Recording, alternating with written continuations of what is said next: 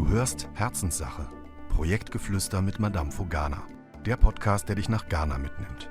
Christine und Bettina erzählen bewegende Geschichten, plaudern aus dem Nähkästchen und teilen persönliche Erfahrungen. Komm mit auf diese besondere Reise. Los geht's!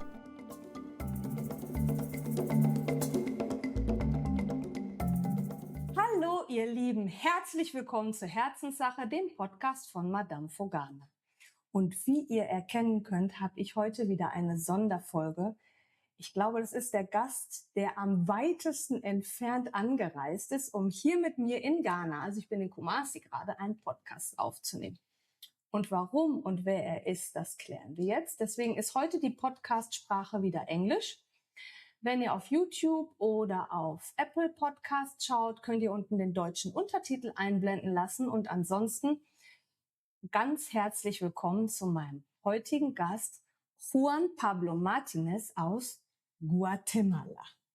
You are welcome to the podcast of Madamfo Ghana, and I just told them that you are the guest who came from very, very far away. I think you said just 9,500 kilometers. Right, yes. Guys, 9,500 kilometers. He came to us, and why and how I found him and why he is here with us for 5 weeks. This is what we are going to talk about today. Juan, you're so welcome to Ghana. It's now a week that you're with us. Week and 2 days. Week and 2 days. Did you settle a bit? How is Ghana? So for me, it was something very interesting because I had never been to Africa before.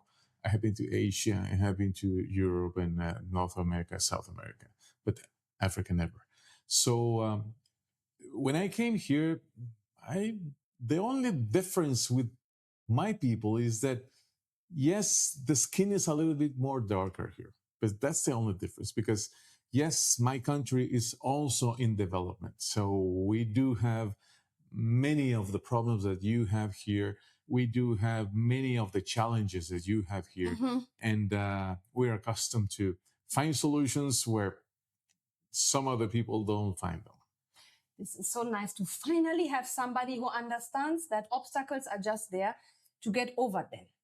But why he is here, that is, I'm sure, what you are all asking yourself. You know, since about a year, I've been telling you about my bamboo project and the idea I have that we can, as Madamfo Ghana, in the first step, and then as a nation, and in the last step, hopefully in West Africa, stop using wood and replacing wood with bamboo. And you all know that we are working in Ghana since like 25 years, and we do so many projects, but of course, we were not very much experienced with bamboo. And you have surely seen the website, you have surely seen all my posts, and it has come to the point when you, with your generous donations, helped us to start this project. But we need more information. And we need people who are really, really experts. And that, I'm sure that is why you're already knowing, that is why Juan is here. He's a bamboo expert from Guatemala, and as you know, Central and South America, Asia, they are very, very developed if it comes to the usage of bamboo. And we were so blessed that I reached out to him and he accepted to come and support here with his knowledge.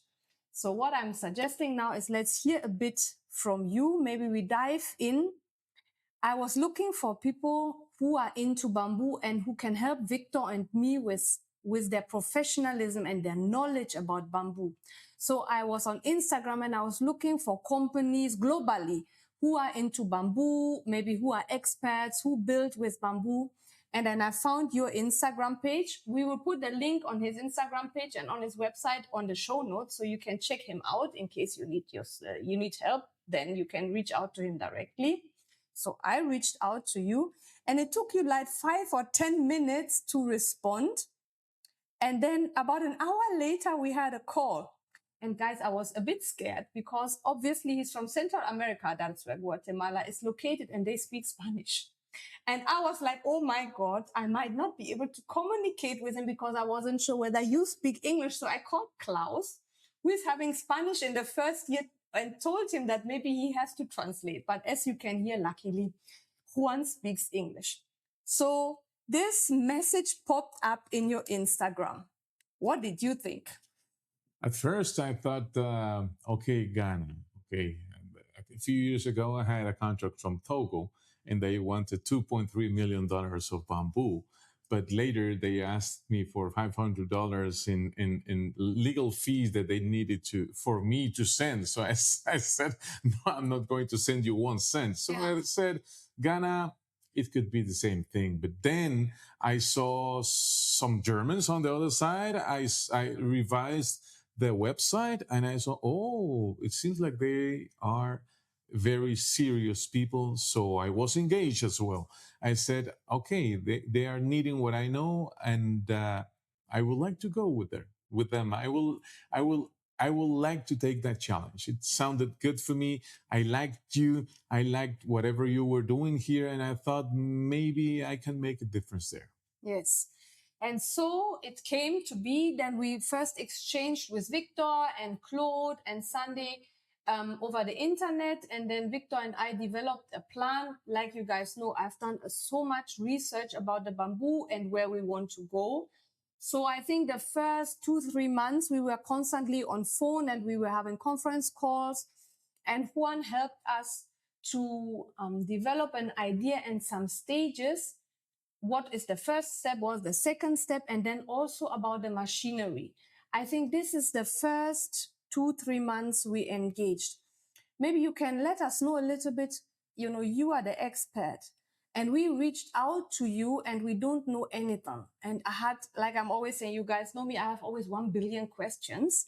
So all these billion questions landed on your table. For you as an expert, we are obviously not the first people you are rendering your service to. So how would you describe maybe that period of time, like from your side? Because I'm sure you had also then a lot of things to do with our requests. Like, how was that for you personally? I liked very much the questions that you sent, because normally there's people that they would like to do something with bamboo. So whenever they are like in the bathroom, something comes to their minds and they ask like nonsense. And thank God I don't have time for nonsense. So whenever you ask questions, your questions were precise. And that showed me that you wanted something serious about bamboo. So in my mind, that's what I like. Because at first, like 25 years ago, when I started with bamboo, at first I started like checking out every Instagram post, every Facebook post about bamboo. But now I almost don't read anything. And I don't read anything because they are nonsense. Most of that is nonsense. So I like to speak with experts. I like to speak with great people about bamboo, books, people who investigate, doctors, everything, because that adds up to me. I don't have time for nonsense. Yes, if I want to go to Instagram, I want to laugh a little bit, so I will see funny stuff. I won't see invented bamboo things because they are not right. That's the sad thing. So whenever you contacted me and you sent your questions and you wanted to talk about your projects, those projects were well thought. That showed me that you wanted to do something serious about bamboo, and that is what I thought at the moment, that this is exactly what I want to do. Mm-hmm. Looking at the progress now, as you are mentioning, you are an expert. Maybe can you let us know a little bit about your passion for bamboo? Because now they started to call me Madame Bamboo, because like literally bamboo, I don't know how often I said the word bamboo in 2026, probably already 1 million times. But you spent most of your life on and with and for bamboo. Let us know a little bit more about your passion before maybe people will understand why you are the right person to help us to progress in Ghana. Okay. So I want to make a little correction there. Most of my life, I was schmucker. I sold jewelry for 30 years from more or less 1994 to almost 2024. But I always thought and felt like I needed to do something for the environment, for the planet. And yes, we use precious metals. They are beautiful. but they destroy the earth. So my business being something that is destroying the earth, it was something that wasn't like good for my heart. So I always wanted to do something about bamboo. And at about 2005, I started investigating a little bit about bamboo. I bought one land, then I sold it. I couldn't plant bamboo there. But then in 2008, I bought the property that I have right now. There I have 4,500 plants of bamboo, which I am already exporting and selling nationally to other countries. So there my passion started. I said, okay, I started with permaculture. I wanted things to be on a circular basis, that everything is respectful with the environment. But then I thought that I needed donations, and I didn't have donations, so I had to make it work commercially. So I found that bamboo wasn't something interesting for my neighbors, because I had plantains. Whenever they grew, people stole them. So everything that was commerciable, they could take it in the early morning and they would sell it, and I would go there and my fruits were gone. So with bamboo, it started growing well. Nobody was stealing it. So I had to find a market. But then, yes, go ahead, because Go ahead. I had to find a market, and I found that bamboo didn't have any value if you didn't have a preservation method that was certain. So I started investigating and found out that the least expensive one was the butchery system, but even I couldn't buy that. So I need to invent my own. So I invented my own, and I made some changes, which is the ones that you have right now. Right now, I invented a system that you can take to whatever grow you want without power, just with manpower, and you can cut your bamboo, make your harvest, and then you can have the preservation of your material right on the grove, as we did on Friday.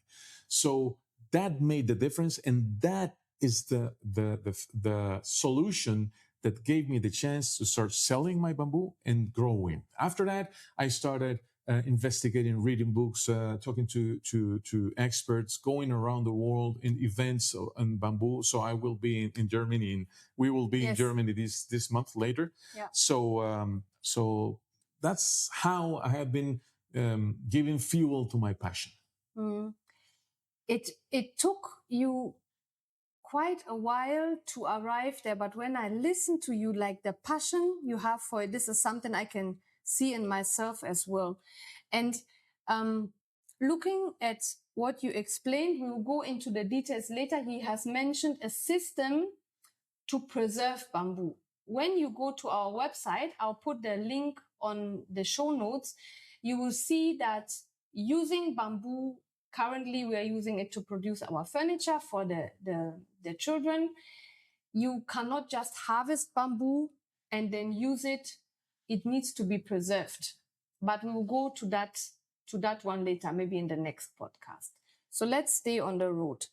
We came together, so we decided to engage with each other for you to come and train us in certain ways. One is the bamboo as the source for the project, the bamboo plant itself, then the workshop and anything that needs like to be done to work with the bamboo, and then lastly train people to work with the bamboo. So these are the current, this is the current objectives of our bamboo project, Madamfo Ghana Bamboo Project, Bamboo Builds Future. And we were so lucky that he can offer the services for all the three. So he's not an expert only for the farm or only for the workshop, but for the whole package. Coming from a country that has differences with Ghana, of course, but understanding the challenges we are having, because like you are saying, you are facing some of the challenges are very familiar to you. And that makes it so interesting to work and learn from each other. So we settled everything, and then you took a plane. You got some materials that you have to bring because they are not available here. And then you landed in Ghana. What was your first impression? When I came down from the airplane, it was like 35 degrees. And when I went into the first plane that I took in Guatemala, we were like 20 degrees Celsius. Yeah. So right now, here, I feel like I'm on the coast in Guatemala. Yes, we do have coast and we do have this kind of heat, but not in the city. So that was the first thing. Then I saw that the airport in Accra was quite big, was nice. It's bigger than the one in Guatemala. Then I received you and I was very happy to see you. Yes. And I saw Accra and it was very nice as well, very vibrant city. And then I took another plane to Kumasi. And the airport of Kumasi is bigger than the one in Guatemala. Really? Yes, the airport, Really? the main airport. So I said, this is beautiful. So I took some pictures of the Kumasi airport. And I said, oh, this is good. This shows that this country wants to grow. And I like that very much. Okay. Yes, I can imagine when you're coming from 20, I have that in summer or in spring or so, then you have the temperature difference. So looking at the last week, so you came and of course you met the team, my team, Victor and all the people. And right now we are in Kumasi because our workshop, our bamboo producing workshop is in Kumasi. So we can't go for all the details that we have gone through in the past week, especially you. Maybe let's omit the workshop at the moment and start like with the bamboo as a plant. Because we took him to one of the plantations we are currently working with. As you are all aware, we are currently planning and we are in the implementation of our own plantation. Maybe later we can talk about it, why that is a very good idea. But currently we are relying on bamboo that is either planted in the forests or closer to people's houses, or some people have some bamboo on their farm and they want to sell it. So we drove around 3 hours from Kumasi south to a plantation from a certain gentleman which we are working with. And we took you there. So coming from Guatemala, from the really, strong bamboo you use on industrial level. So you came to see what we have over here.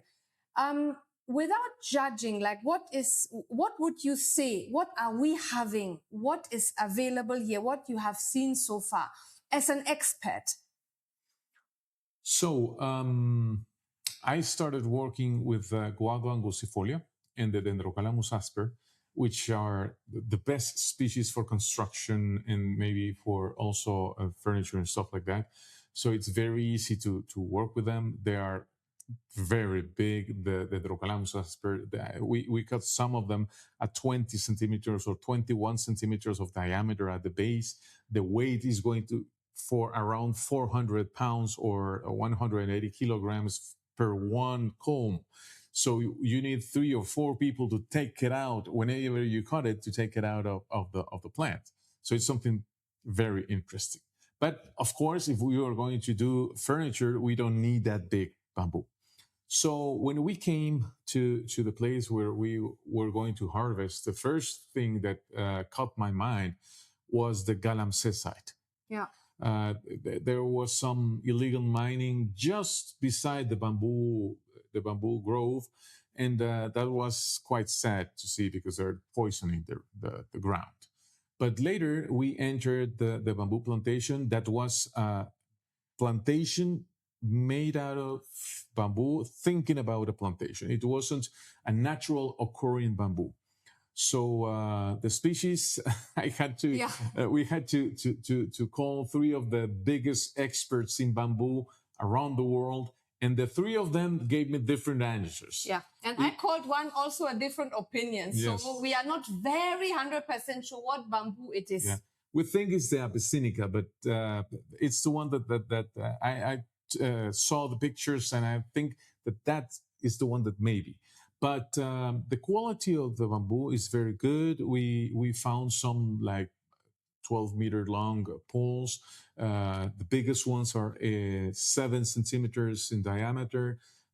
It's a good hardness. The basal part, the part on the bottom of the bamboo is solid. So it's very good. And it was a very good experience when we harvested that bamboo. The owner of the plantation was there. He wanted to know what we were doing. He wanted also to try. He wanted to learn, and he was very interested in what we said and when what he saw. He saw also that all the plants were really, the word is abused, because they were cut like whatever. They just took the machete and they cut anywhere, whatever. And I said, no, that's not the way. So we took a specialty saw to cut it like right above the first node. So we manicured his plantation, not all, because we didn't have time for that, but we managed to work on some of the plants and left them beautifully cut, beautifully worked. So the next bamboo that is going to grow from there is going to grow faster, stronger, straighter, and bigger. Yeah.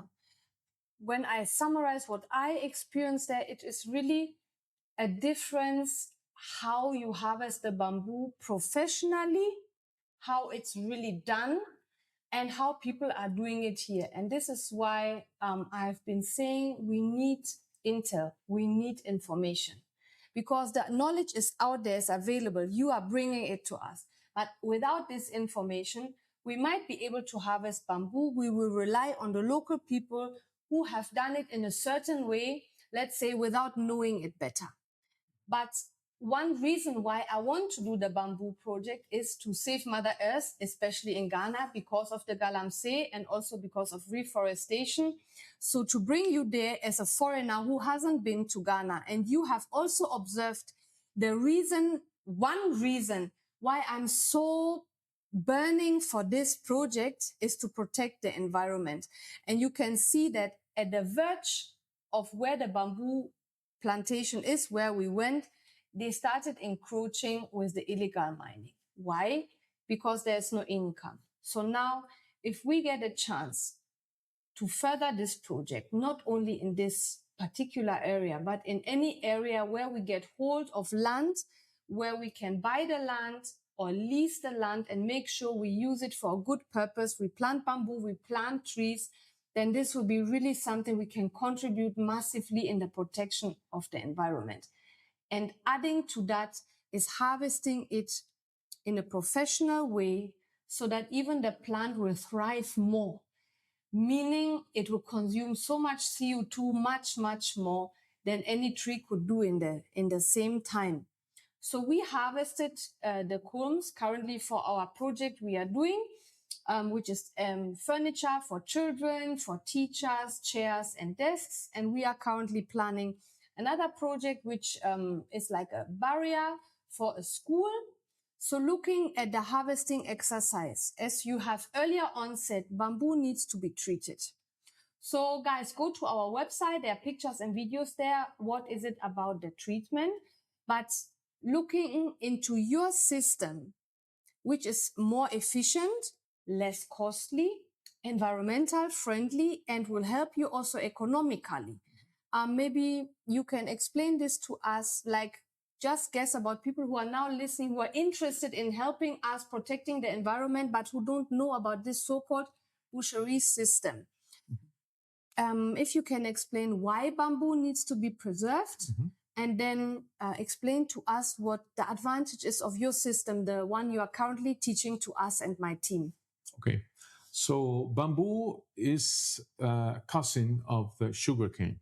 It has sugars and it has a lot of cellulose.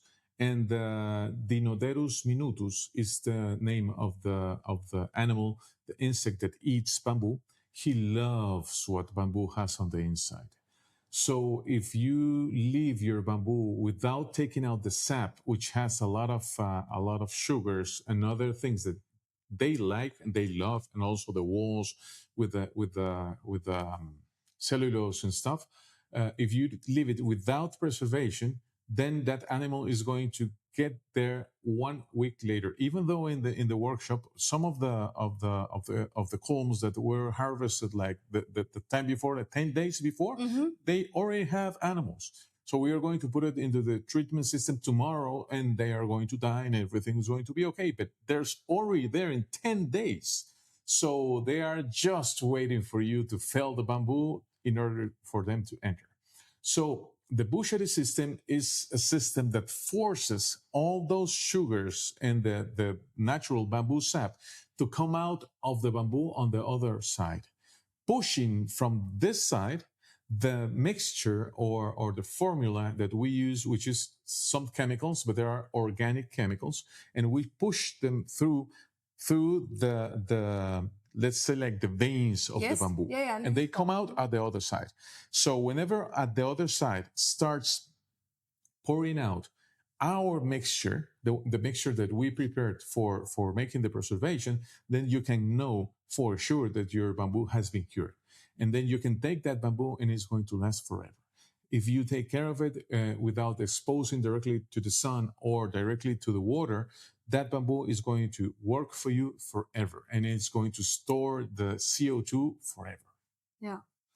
The system, this boucherie system, I think there's also a video, I think on your Instagram account or your YouTube channel. I'll put a link so you can look into it a bit more. Of course, I'm sure a lot of people are listening to this podcast when you are driving to your home, but I strongly suggest look at the show notes and then go and follow up if you are interested in this. So when we have treated the bamboo on the side, professionally, what is the next step? Of course, we have to take out the bamboo from the site. So there's a little bit of logistics, but then you will have to dry it. The drying, you could work for 15 days with the sun, but not more after 15 days. And you have to turn it every 2 to 3 days, because if not, it's going to get cracked. After that, you cannot leave it anymore to the sun, and you can take it. The best thing would be a drying kiln, but a drying kiln costs something around 150,000 US. So if you don't have the 150,000 US dollars to make a beautiful drying kiln, which I am designing my own one in Guatemala as well, if you can't do that, we should have a drying rack at least. And in that drying rack, it may take like 30 days more in order for us to get at least 80% of humidity in order for the bamboo to be well dried to be used on the furniture. Okay. So to summarize, we need a good managed plantation where the bamboo is healthy, can grow, do its job for Mother Earth. Mm-hmm. At the same time, is there as a resource for us to use it for currently our furniture. This is our first step. I mean, we are dreaming big. We are going to build houses and bridges and hospitals and all of that. But for that one, we need the right bamboo, which currently we are not having. So we will harvest it and use it after the treatment to produce our furniture. When you look at this process that you have seen so far, and what we as Madamfo Ghana team, without having the knowledge you are having, what we have achieved, what would you say? Let's stay only with the material. Let's not go to the workshop. We will deal with that one another time. Looking at the material of the bamboo, what is your advice for us going forward, looking for the material? I would go on the field a little bit more to find more plantations that are near to Kumasi, because the logistics are going to be quite expensive. And also, if something is at 3 hours, 4 hours, 5 hours time, then you're going to have some trouble if something happens there. So I think that the first thing we should do is to try and get something nearer to whatever Kumasi is, or change the place of the workshop and put it somewhere near from wherever we are going to get the best bamboo. The bamboo that you're getting right now, it's good for furniture, works, can be done. If we preserve it well, then it's going to work without a problem. Some of the big ones in bamboo, I think it was Jörg Stamm. Mm-hmm. He told me at one time, you should work with whatever bamboo you have near. Yes, I can sell you bamboo from Guatemala, but that wouldn't make any sense. Ghana at least according to the Ministry of Agriculture here, or Forestry here in Ghana, they say they have 200,000 hectares of bamboo. I have never seen those here from the time that we have been driving around. But there's bamboo. There's bamboo, so we should use the local bamboo, and we should work with that. And of course, we have to make a plantation that is going to give us the most efficient work here. And then we are going to have the chance to have our own high quality and high resistance species for making beautiful bridges, beautiful churches, beautiful hospitals, and beautiful homes for people in need. Yes.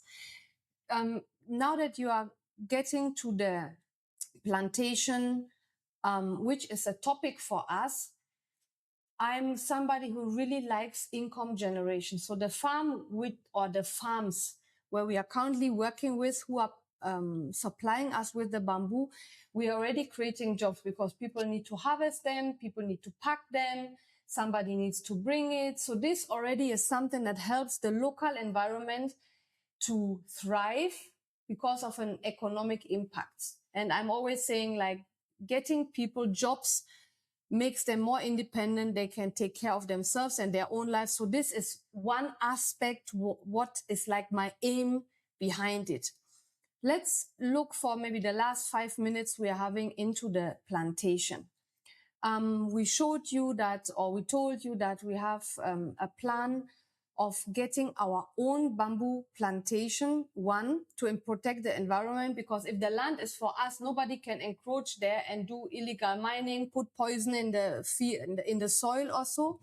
But if it's closer also to our workshop, or ideally the workshop is on the land, that of course makes economically more sense. We can employ people, we can create jobs, we can help Mother Nature and the environment, and at the same time create knowledge, understanding, and desire for bamboo in the local communities. Let's leave Ghana and go to your communities in Guatemala, where you are an expert. I'm sure you're also working with local people around your farm. So, of course, Guatemala is not Ghana, but nevertheless, people are looking for jobs all over the world. So for you as an expert, my idea is like to involve the communities and the local people to give jobs and create livelihoods. Is that something that makes sense for you as an expert? That's exactly the idea that I had with the Bamboo Project once I started with it.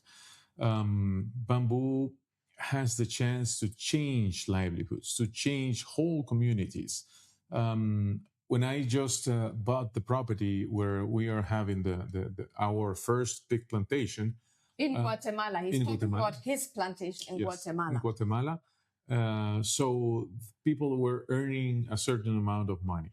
Right now, we are paying more than double of what they were earning at that moment, and they are very happy working with us. So we are changing lives. We are also helping them get more information, more capacity, more knowledge for themselves, not only for bamboo, for other things in life, because I go there and I train my people. And also we are working with 4 different areas in Guatemala, 4 different properties. The other ones are not mine, but we do have people there. We do pay nice salaries. We do train people. So we have seen people started changing their lives, whatever we are working with bamboo. So really bamboo changed lives. Yeah. I think this is a very nice closing remarks for this podcast episode. So today we introduced Juan to you. He's going to stay with us for some time. So this is not the only podcast we are recording together. Today was about the bamboo itself, the plant, and what we can do with it, how it can be treated. Again, check the show notes, the description of all what we've spoken about. His website, for us, you know us already. It's there, the system we are using. So if you want to have more knowledge about the project we are kickstarting here and what we are doing, please check our website. You find it also in the show notes. Please share this podcast with your friends, with everybody you feel who might be interested in supporting a project that really, really has an impact. I mean, you know, Madamfo Ghana, We are doing this since 25 years to change people's lives. And if Bamboo and Juan, who is spending time here with us to make us better, if they can come and support, I'm sure you can be part of this big adventure too. So thank you very much. We have more to do. From here, we are going straight to the office. We wish you a good evening and all the best, and we see you later. Bye. Bye-bye. Thank you very much.